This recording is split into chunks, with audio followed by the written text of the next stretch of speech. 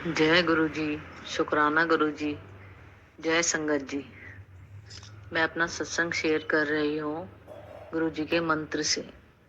ओम नमः शिवाय, शिव जी सदा सहाय। ओम नमः शिवाय, गुरु जी सदा सहाय। ओम नमः शिवाय, शिव जी सदा सहाय। ओम नमः शिवाय, गुरु जी सदा सहाय। ओम नमः शिवाय, शिव जी सदा सहाय। ओम नमः शिवाय, गुरु जी सदा सहाय। जय गुरु जी। मैं सोमवार को गुरु जी के बड़े मंदिर गई थी।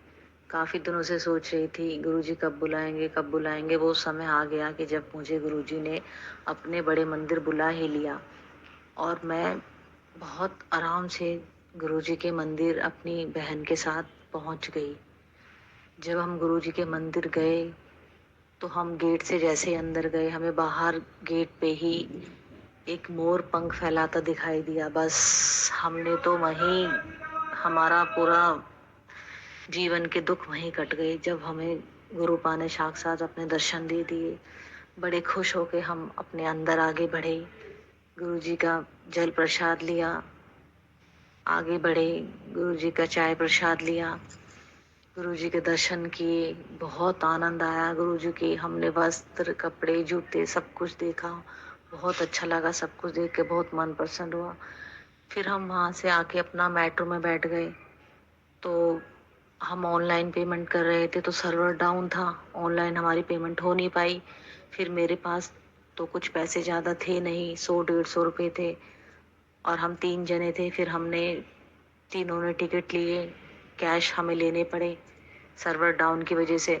और फिर मेरे पास बहुत कम पैसे, तब मैं सोच रही थी मैं अपने घर कैसे जाऊंगी कैसे जाऊंगी, मैं बड़ी टेंशन में, मेरे पास पैसे नहीं थे। तो मेरी सिस्टर ने बोला तू चिंता मत कर, जो भी तेरे पास 30-40 रुपए हैं गुरुजी तुझे इन्हीं पैसों में घर पहुंचा देंगे, तू विश्वास रख।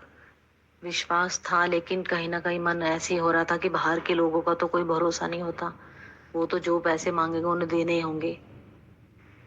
लेकिन फिर भी जब मन में आई, जब मैं गुरुजी के दर्शन करके आई हूँ तो अब उन्हीं की जिम्मेदारी है मुझे घर पे पहुंचाना, वो जैसे भी पहुंचाए। फिर मैंने ऑटो किया, मुझे जैसे मेट्रो स्टेशन से उतरी मुझे खजूरी का ऑटो मिल गया और फिर मैं ऑटो में बैठी। मैं जब खजूरी उतरी तो मैंने दूसरे ऑटो वाले से पूछा कि भैया मुझे भजनपुरा उतार देना। वो कहने लगा ठीक है। मैं उस ऑटो में बैठ गई। कभी भी खजूरी से करावन नगर तक ऑटो नहीं जाते, लेकिन उस दिन गुरुपा की ऐसी कृपा हुई, मैं उस ऑटो में बैठी और उस ऑटो वाले ने मुझसे पूछा भी नहीं कि तुम्हें भजनपुरा उतरना है, कहीं उतरना है। और उसने मुझे जहां मुझे जाना था करावल नगर तक लेके गया और उसके 30 रुपए बनते थे और मेरे पर्स में सिर्फ 20 रुपए थे। और वो मुझे सीधा ले गया, कहीं उसने मुझे ये नहीं कहा कि उतरना है नहीं उतरना, उसने मुझे सीधा मेरी गली के बाहर उतारा और कहने लगा बहन जी 20 रुपए दे दो। और बस मैंने उसे वो 20 ही रुपए दिए जो मेरे पर्स में थी और मैंने इतना शुक्राना किया गुरुपा का। बस मैंने कहा सच में ही गुरुजी कभी भी अपने मंदिर अपने बच्चों को बुलाएंगे तो अपने ही साथ वो लेके आए और अपने ही हाथों से वो अपने बच्चों को घर पे छोड़ेंगे। जय गुरुपा, शुक्राना गुरुपा, तेरा अंतम शुक्राना। मेरे गुरुपा, आपने मेरी बहुत लाज रखी, मुझे सही सलाह आराम से मेरे कम पैसों में मेरे घर पहुंचाया और वहां से मुझे गुरुजी का स्वरूप मिला।